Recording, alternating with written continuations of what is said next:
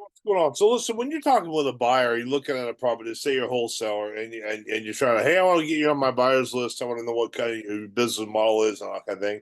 And the buyer's telling you about this kind of thing. Their cost, for a roof is, whatever.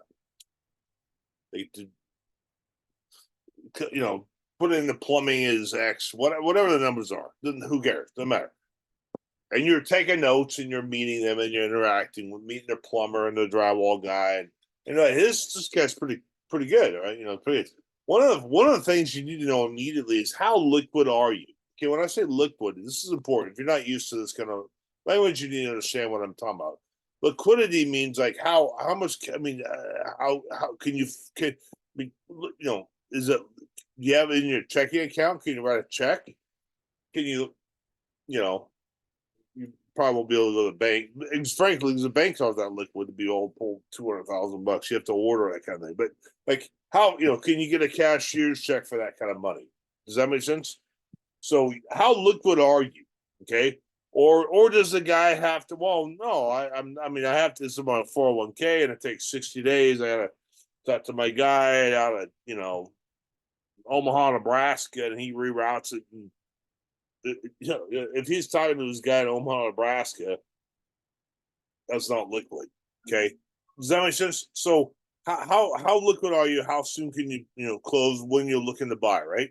Because if you're looking at a buyer, okay, and I've said this in many videos I've done over the years, like this guy's his money has to be working for him. It's burning holes in his pocket, especially if it's not performing. Okay, let's say he's got a lot of credit or he's got his own cash and he wants to keep the money, moving. He just sold a house on Tuesday and he sells a house on Tuesday. He's trying to buy on Tuesday or Wednesday to keep the money going. Does that make sense?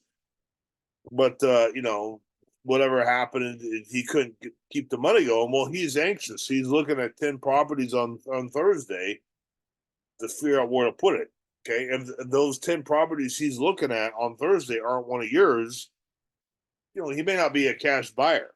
Chances are he's not, because he's done it not personal. He just got to make his money work. Does that make sense? So if your property isn't available on Thursday, but for another week or another 3 or 4 days, you call him, hey, dude, it's so awesome. I finally got this deal. He'll be like, spent my money already, right? Ask me how I know that. I'll go, let's get. That's what you need to. You want to know how liquid they are, when they can move, and if they're looking at properties, have it be dynamic. Have them communicate with you, okay?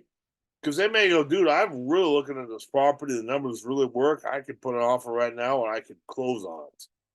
And if you got something,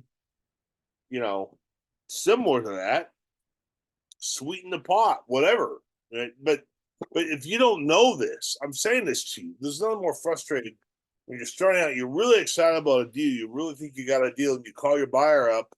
You've talked to you went to coffee with him, went to lunch, went to the pub, whatever, and he seems excited. You're excited, and then you bring him the deal, and he's like, "Oh, dude, I don't have any money. I just spent it yesterday." Then what do you do? Well, it sucks. You could do that, but I would recommend, moving forward, communicate better with your buyers. Does that make sense? That's the moral of the story. Listen, if you have a deal you think is awesome, or maybe you want me to, look through it with you or help you find a buyer, that kind of thing, let me know below, and potentially we can do some joint venture together, get on a Zoom call and see how I can help you. So Godspeed. We'll see you in the next video. Okay.